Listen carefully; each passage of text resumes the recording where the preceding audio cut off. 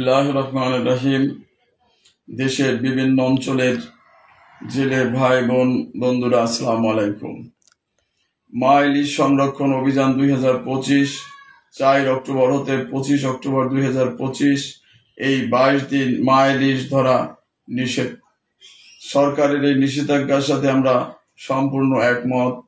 কারণ একটি মা ইলিশ লক্ষ লক্ষ ইলিশের জন্ম দেয়, আর সেই মা ইলিশটি যদি এখন ধরা পড়ে তাহলে দেশ হবে ইলিশ শূন্য।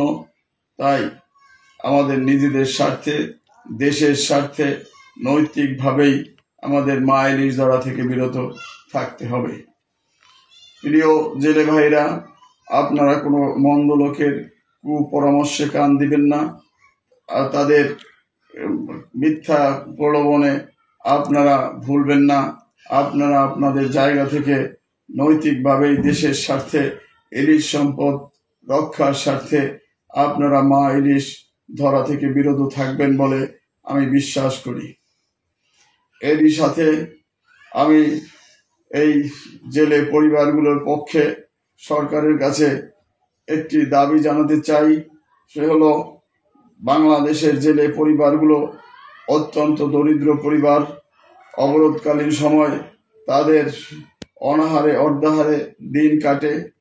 তারা সরকারের যে সাহায্যটুকু পায় সেটুকু হলো বিজিএফ কার্ডের মাধ্যমে 22 দিনে 25 কেজি চাল পায় মাত্র।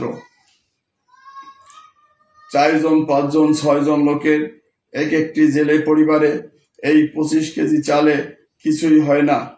তাই আমি এই বিজিএফ কার্ডের চালের পরিমাণ দ্বিগুণ দাবি করছি, এবং এরই সাথে আমি জেলে পরিবার প্রতি নগদ অর্থ সহায়তা দাবি করছি, যাতে জেলে পরিবারগুলো কোনোভাবে চলতে পারে।